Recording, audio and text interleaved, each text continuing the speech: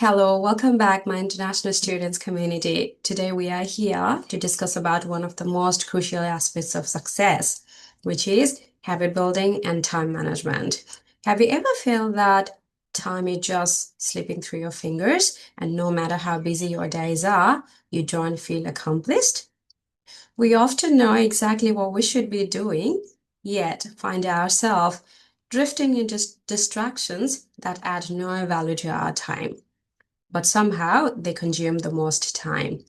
Yeah, so the aim of today's lesson is to build our muscles around being productive and take that control of our time back in our hands. By the end of today's lesson, you will discover amazing strategies to stay on top of your habits, bid farewell to the ones that do not serve you, and master the ones that shape your brighter future. At the same time, you'll have an amazing framework that you could apply in your life straight away. And as a bonus, I'll share my personal strategies, my top 5 practical habits that I integrated in my own lifestyle to break through all the barriers and rise abroad as an international student. Yes, from being an anxious struggler to being a confident contributor, from being rejected for cleaner to being a part of leading corporate giants of Australia like Commonwealth and ANZ, and from being a broke to living a life with fulfillment. If there was one thing that helped me to establish my place today, it was my micro daily habits and discipline for sure. So I'll share my personal strategies to all of you today. I hope that will be helpful for you. So please stay until the end. There's a lot of value in the horizon. Hi, my name is Suji Chetri. I'm an author, a speaker, and a passionate advocate for international students. If you are the one walking the similar journey, I welcome you to this platform because, like I often say, this is our common space to learn and grow together. So basically, our aim is to tap into our inner growth and come out of the survival mode so that we can live a life that we truly deserve. All right, let's dive into today's topic, which is habit building and time management. We'll do this in a way that feels good, not forced. All right, you ready? Let's do this. When I first came abroad, life felt like a constant rush. There was always something to do. Your university, classes, shift work, continuous job hunting, household, cooking, cleaning, and staying in touch with family back home. There were always heaps of things on my plate. And that is why my days often felt overwhelming. Some days I would procrastinate things, while other days I would spend a whole day overthinking or like mindlessly scrolling for hours. But sometimes I would completely feel lost, anxious about the future that felt too heavy to carry. I always wanted to achieve something big. I was a dreamer, very ambitious, but I did not know how to start. I felt like I had been trapped in a situations like entangled in the daily circumstances of life that it was very hard to get out of it.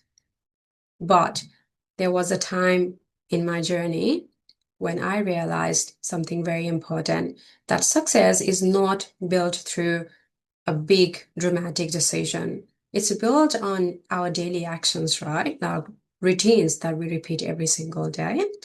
As a student immigrant navigating completely a new world, that's when I discovered that I needed more than hard work. I needed a discipline, I needed a structure, and I needed habits that would support me. But that realization didn't come through to me instantly. It didn't. It came through by asking myself those really uncomfortable questions like, why am I so overwhelmed? How am I spending my time? And why am I giving my brain heaps of information that it doesn't even need? Why do I keep on scrolling phones whole day when it doesn't add any value? Is it adding any value to my life? And who are the people I'm associating myself with? And what is it that's actually under my control? When I asked myself those uncomfortable questions, that's when the answer became obvious. And that realization became the turning point in my productivity journey. Yes, and the first thing that I did was, it was very simple and basic, but to be honest, it made all the difference. I stepped away from social media. Yes, I put it completely aside. I would even lock my phone inside the room underneath the pillow for a whole day. sometimes even for days, and I wouldn't bother to check what's happening. Now, I'm not giving you this as advice. Please do not take this advice to do the same. It was something that did fit my lifestyle. Yeah, because back in that time, I was constantly overwhelmed by all those random information that was coming through to me by social media, like could be celebrity gossips, stories and life of my friends, their holidays, my neighbors, extravagant birthday parties, and all sort of things. My brain was carrying all those emotions like fear, jealousy, envy, anger, and sometimes sadness. Those emotions that didn't even belong to me. It was coming through to me from somewhere else, from somebody else's life. And no surprise that my brain was overwhelmed to the point that I was completely lost. And I did not step away from social media because it's bad. It's not. It's beautiful. There's so much knowledge, so much inspiration. And needless to say, it is because of social media that I'm getting to connect with my beautiful people, my community. So thanks to it, because of social media, the entire world has become a global village. So we all know that there's a lot of beautiful things about it, right? And we all know this as well, that a lot does depend on user ourselves. It is amazing if you're after information, after knowledge and inspiration, but if you let it take control over you, it may not be so great. So this is my encouragement to all my friends, no matter which part of your life you are in. I think this applies to everyone, each one of us. Take a pause long enough to ask yourself, is the time I'm spending on social media, scrolling phones for hours, adding value, or it is just consuming me? If you're waking up in the morning and feeding yourself with all those information, what you're doing is injustice to your brain. Your tiny little brain deserves some peace. You do not need to give it millions of input via random news.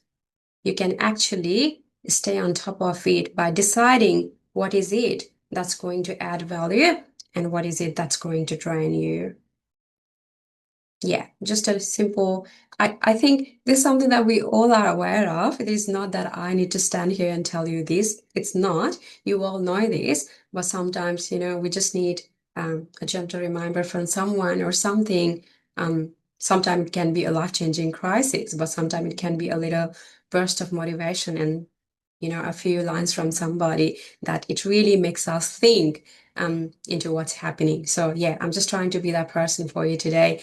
I'm giving you this gentle reminder. Please take a pause long enough to ask yourself, is the way you're spending your time adding value or taking you away from your goals? And I'll let you find the answer for yourself. Okay. And I'd love for you to share with us what comes up for you once you ask yourself this question. Alrighty. So going back to my story, back in that point in my journey, all my brain needed was silence. I needed clarity. And that one small decision was helpful enough for me to get my clarity back. I got my motivation back. And more than anything else, I got back my sense of control. You know what happens when you get your sense of control back in your hands?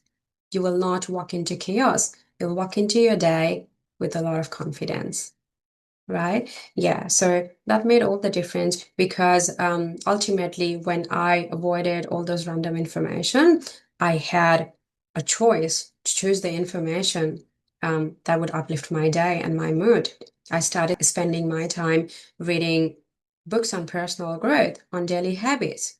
And if I was on internet, I would intentionally bring those information that would fill my heart and head with burst of motivation, like inspirational talks and even spiritual content. Yes, I'm highly spiritual. You might have heard me saying this quite often.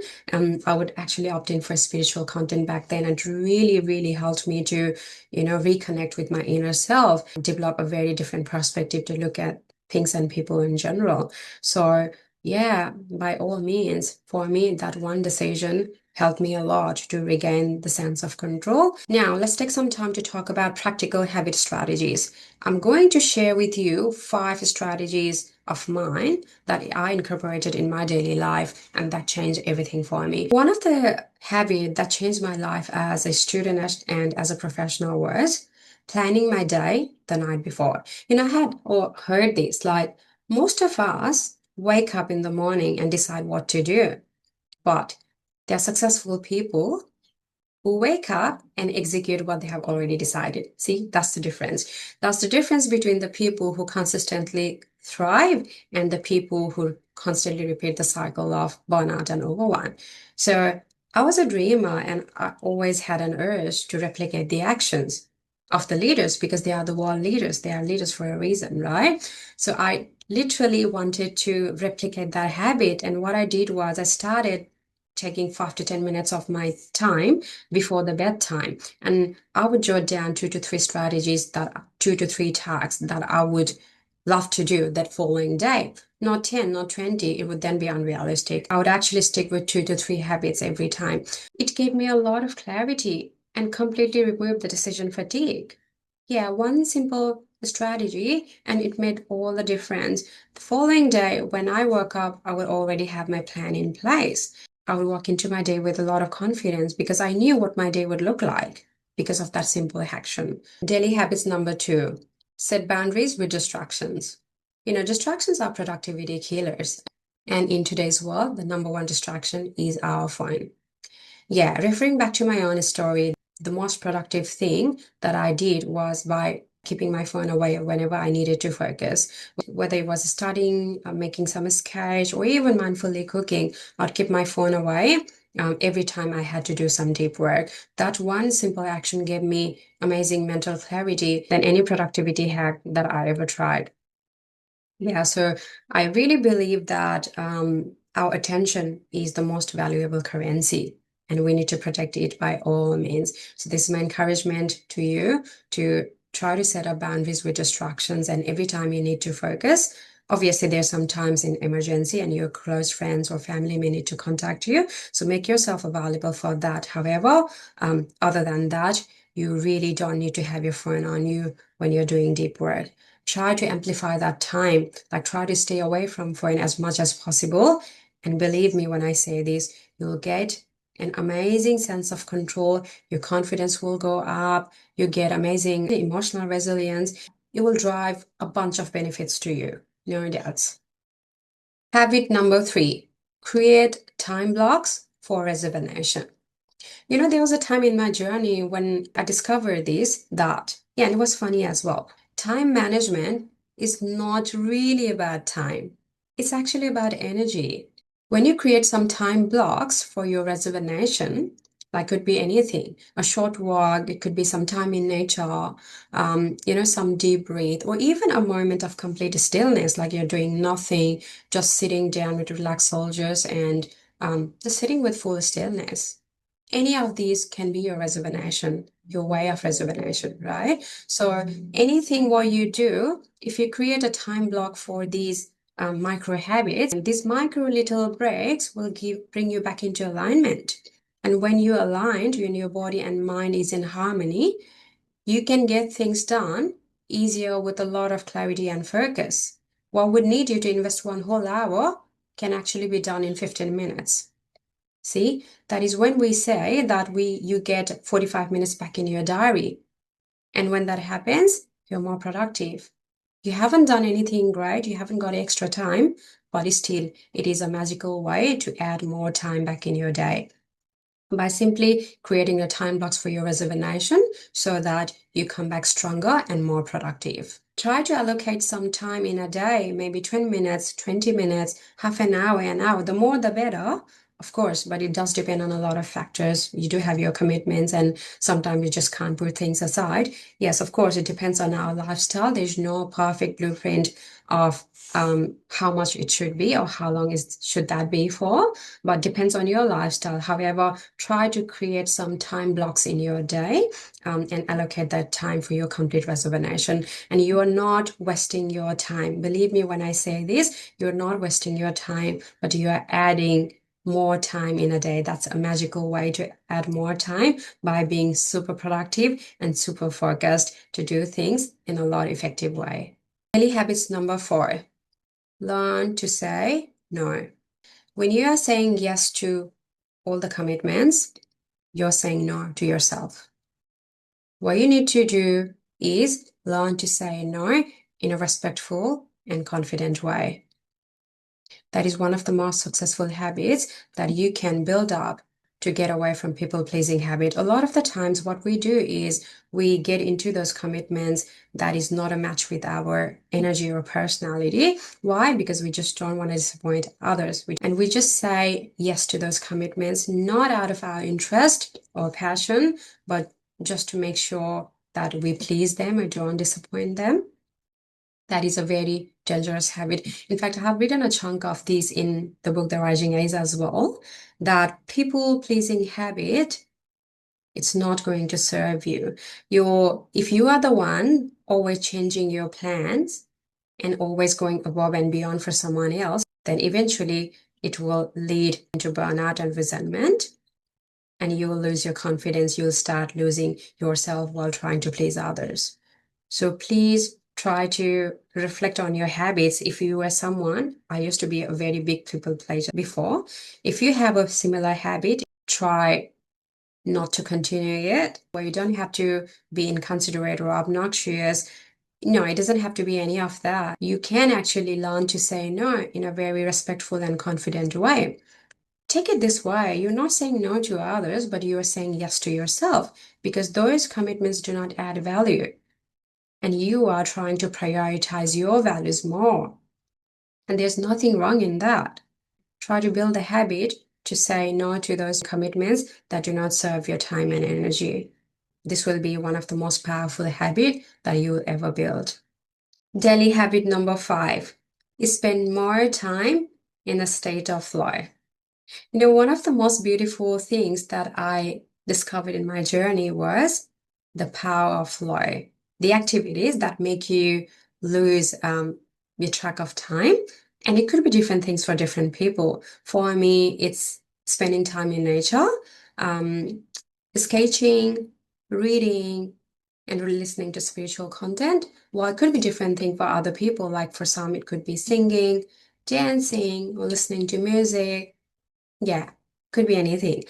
However, the idea is to fill your day with the things you love so that your mind becomes naturally calmer, lighter, and more focused. So flow is not a luxury. It is a form of emotional self-care.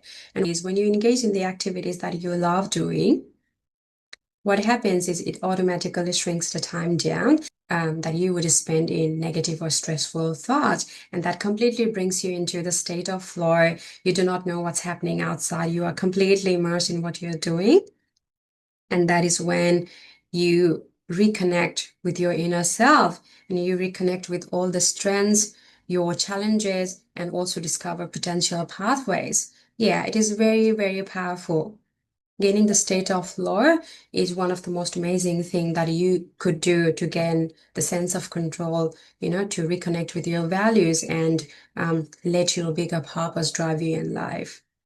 So that is the habit number 5 that I practice to, master my daily routine. The simple habits that I have just shared with you can actually be a game changer. So embrace these and see what comes up for you. Most of us don't fail because we lack time. We struggle because our days are quietly shaped by habits we never choose consciously. So, staying on top of our daily habits enables us to use our time wisely instead of running on autopilot. Yeah, I just wanted you all to contemplate for a moment and also, develop this perspective around productivity as doing something that truly matters with clarity and intention. It's not about squeezing more into your day.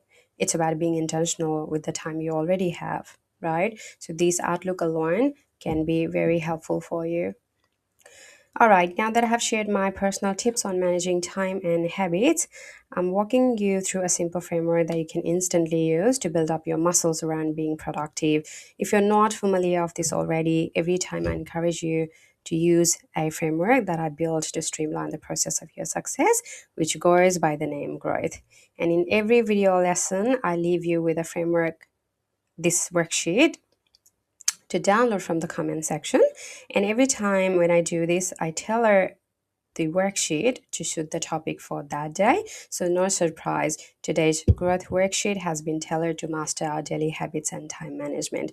Let's now have a quick walkthrough. And yeah, like I mentioned, feel free to download the worksheet from comment section below so that you could work at your own pace to be productive. So how do we start this framework? The very first step that we embrace is grounding. Here, you really want to ask yourself, where are you right now in your daily habits? Are you feeling overwhelmed? If spending too much time on your phone? If yes, what is it that's under your control? And are you constantly distracted by productivity killers? Yes, you want to ask yourself these meaningful questions here in the first step, and with being brutally honest with yourself. No judgment, just honesty. Being honest with yourself and about your situation is an amazing way to gain more clarity, and clarity is very, very powerful. So we start with grounding, and once we have grounded, we move to the next step, which is reflection. In this step, we take all the time that we need to discover what's the underlying issue behind our unproductive habits. What is it that's actually draining us? Are we overthinking? Are we not sleeping well? Or are we continuously surrounding ourselves with the people who are not a match with our values? Have you been wasting your time on things that don't matter? Again, reflection is very powerful to get that clarity back in your hands. And once we have reflected on our issue, we jump to the third step, which is about organizing the plan. You will sit for planning a strategy and pick one habit for 1 week. Going back to my story, like if we jot down too many ideas, too many habits, then that may not look like doable and we feel overwhelmed before even starting in the first place. So just sit with one idea, maybe it's planning your day or simply walking 10 minutes or limiting the social media or simply saying no to one thing. We just want to keep it really, really simple. Planning your day a night before can be a game changer, and you can jot down some tasks that you aim to achieve the following day. So try this and see what happens. After you put a strategy into place, what do? We show up because it is our time to work on our plans. So we want to show up gently. We don't want to force it, and we don't want to aim for perfection either. Just keep doing small actions every day, even if it's imperfect. And like I often say, consistency always beats intensity. Until you work the plans, no plan is going to work for you. But I often repeat this, but this is very true that we have to show up even without motivation, and that consistency will really take us far in the game. The next step is tracking the progress. And it doesn't need to be complex here. We simply want to put a tick on our whiteboard or maybe just write one line in our notes app, whatever's easy for you. Yeah, but the idea is to celebrate every tiny win. And that is how confidence grows. So we want to track our progress and we want to measure what has worked, what hasn't, and even small progress is worth celebrating. Right, so track it the way it suits you, and make sure to celebrate it. It gives you all the motivation to use that energy to push even further. And once you have done that, we want to harness our momentum. After 1 week, build on your success. Once that's been achieved, add one more small habit or extend the one that you already have, maybe take it to more advanced level, because growth is not dramatic, right? It's layered. It's just like one layer after another. If you aim to continually build yourself, you can never go wrong, because each time you're showing up is actually building your muscles around being productive to harness this momentum so that we can continue growing. Contemplate, take some time, and build up these tiny habits for your big future ahead. As we close today's lesson, I want you to remember this as well, that you do not need to change your life overnight. You do not need to become a productivity machine, okay? You don't need to have everything figured out yet. All you need is just one small shift at a time, because a tiny habit repeated consistently becomes a strong foundation, like I've mentioned this few times already. And also, a calm mind creates better decisions. So, a disciplined routine can transform your future quietly. You deserve a life that feels easier, lighter, and more aligned with who you want to become, right? So, start small, start today, and your future self will thank you for that. Thank you so much for watching. I will see you in another video lesson. Keep growing and keep putting one foot in front of the other. Never stop. I wish you all the best for your journey ahead. Thank you.